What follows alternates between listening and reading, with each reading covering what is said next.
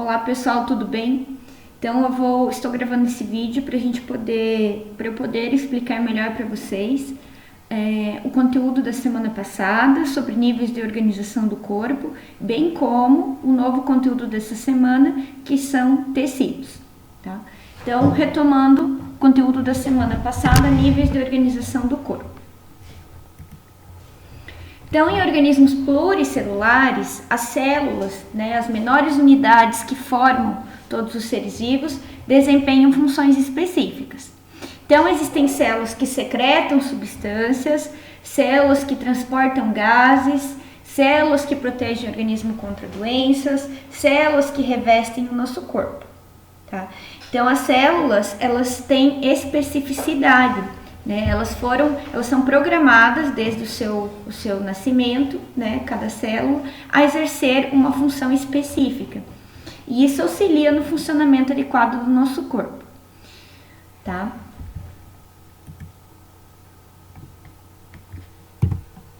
Então, nosso corpo é feito de diferentes tipos de células. Então, nós temos glóbulos vermelhos. Só um pouquinho. Nós temos glóbulos vermelhos, que tem este formato. Então, a função que cada célula desempenha está muito relacionada com o seu formato. Então, por isso que aqui nós vemos diferentes tipos de células com formatos diferentes. Então, os glóbulos vermelhos, que transportam gases no sangue. Aqui as células epiteliais, que fazem revestimento do nosso corpo.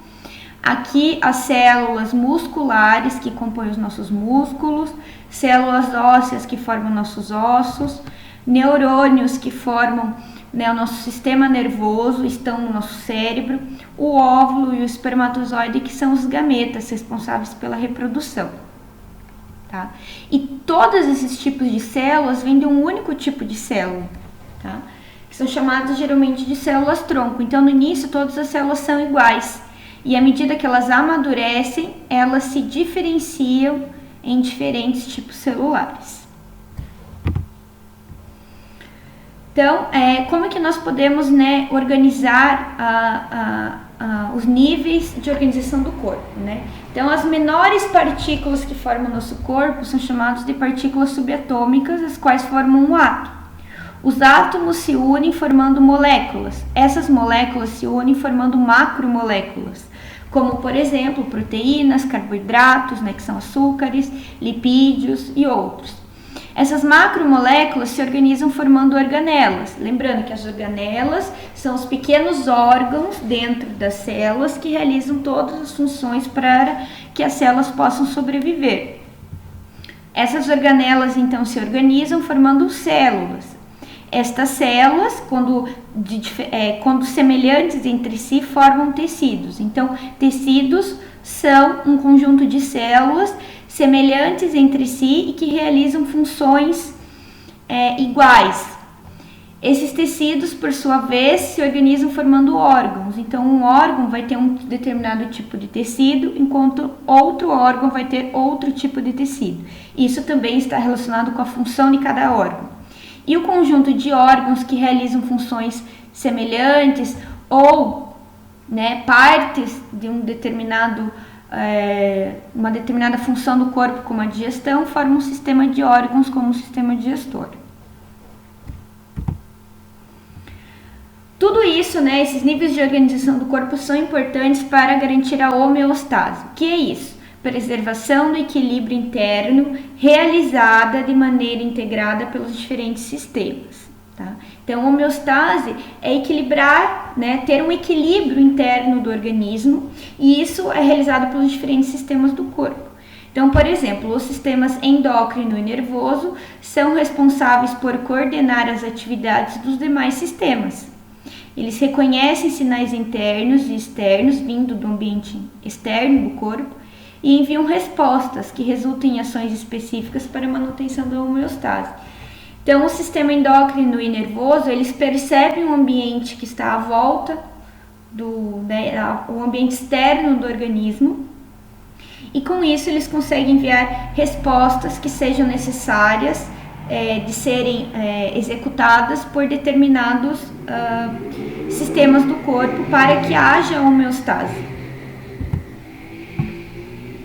Então, algumas funções importantes aí do corpo são, por exemplo, a nutrição, né, que garante que haja homeostase. Então, a nutrição é um conjunto de processos que envolve desde a ingestão de alimentos, né, o processo de comer o alimento, e a assimilação dos compostos úteis para as células. Essa assimilação seria a digestão, então a quebra das moléculas grandes em moléculas pequenas para que elas sejam distribuídas pelo corpo e os resíduos desses nutrientes então sejam eliminados pelo organismo. Tudo isso faz parte do processo de nutrição e ele é realizado através dos sistemas digestório, respiratório, cardiovascular e excretor. Então, o sistema digestório, né, a principal função dele é o processamento e a transformação do alimento em substâncias menores e mais simples para que possam ser distribuídas pelo sangue e absorvidas pelas células. O sistema respiratório, por sua vez, ele tem a função de capturar o gás oxigênio nos pulmões, que é então absorvido pelo sangue e distribuído para todas as células do corpo através do sangue. E o sistema respiratório também tem a função de eliminar o gás carbônico dos tecidos, que é trazido pelo sangue até os pulmões para ser eliminado. E um importante, né, que nós precisamos entender que o sistema respiratório está relacionado com a respiração mecânica. Tá? A verdadeira respiração acontece no interior das células.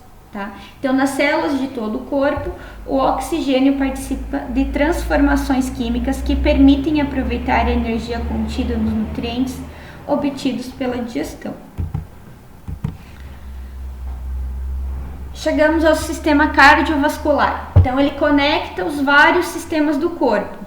Tá? Então, ele transporta para todas as células do corpo o gás, o oxigênio e os nutrientes provenientes da digestão e do sistema respiratório, mas também ele transporta os resíduos produzidos nas células até os órgãos que o eliminam. Que resíduos são esses? Gás carbônico, né, é levado pelo sangue até os pulmões para ser eliminado na expiração, e outros compostos tóxicos são levados até o sistema excretor para serem eliminados pelos rins através da urina. Aí chegamos no sistema urinário, que é responsável pela eliminação de materiais em excesso ou resíduos tóxicos produzidos pelas atividades celulares. Quem traz então esses resíduos tóxicos até o sistema urinário é o sistema cardiovascular através do sangue. Então aqui nós temos uma representação dos diferentes sistemas. Aqui eles estão representados separadamente, mas eles estão funcionando em conjunto dentro do organismo, né, propiciando que haja a homeostase. Então aqui nós temos o sistema esquelético, o sistema nervoso, o sistema cardiovascular com o coração e os vasos sanguíneos, o sistema respiratório, o sistema digestório e o sistema muscular que reveste tudo isso daqui.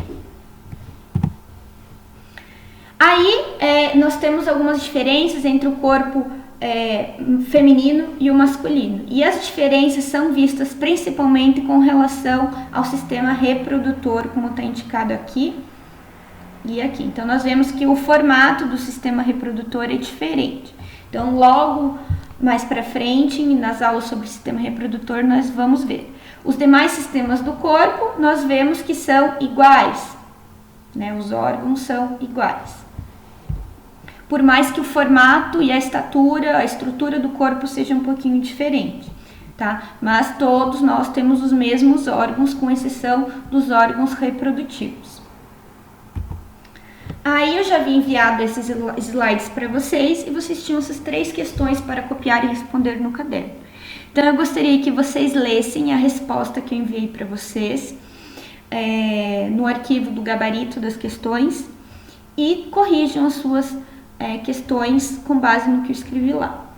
Tudo bem? Qualquer dúvida me enviem, tá? Por e-mail ou lá pelo Google Salão de Aula.